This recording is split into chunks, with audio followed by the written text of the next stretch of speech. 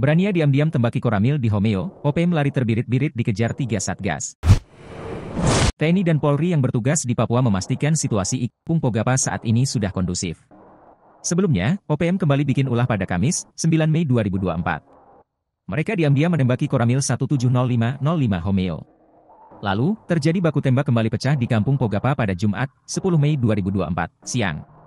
Baku tembak melibatkan aparat gabungan TNI Polri kontra kelompok kriminal bersenjata, KKB, sekira pukul 14.30 WIB. Mengutip tribun-papua.com, Letjen TNI Richard T. Hatampubolon selaku Panglima Kogab Wilhan III mengatakan, pasca serangan bertubi-tubi OPM masyarakat takut dan mengungsi.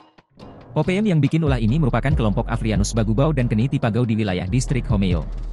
Panglima Kogab Wilhan III ini didasari kondisi nyata terjadi di distrik Homeo sejak akhir bulan April 2024. Lanjutnya, gangguan ini dilakukan melalui serangan bersenjata terhadap TNI Polri dan warga masyarakat sipil. Pada 30 April 2024, lalu, serangan OPM di distrik Homeo telah mengakibatkan hilangnya nyawa seorang remaja warga pendatang bernama Alexander Parapak. Kemudian, Rabu, 1 Mei 2024, OPM membakar bangunan SD Inpres Pogapa yang berjarak sekitar 50 meter dari kantor Polsek Homeo.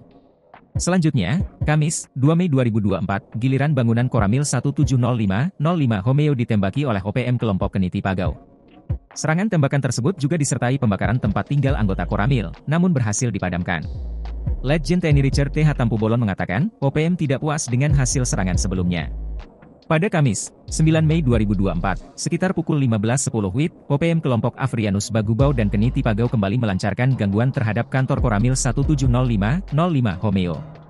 Saat itu OPM melepaskan 2 kali tembakan ke arah lokasi pengamanan bangunan kantor. Merespon aksi tersebut, prajurit TNI Habema, Satgas Nanggala Kopassus, Damai Kartens langsung melakukan pengejaran terhadap OPM.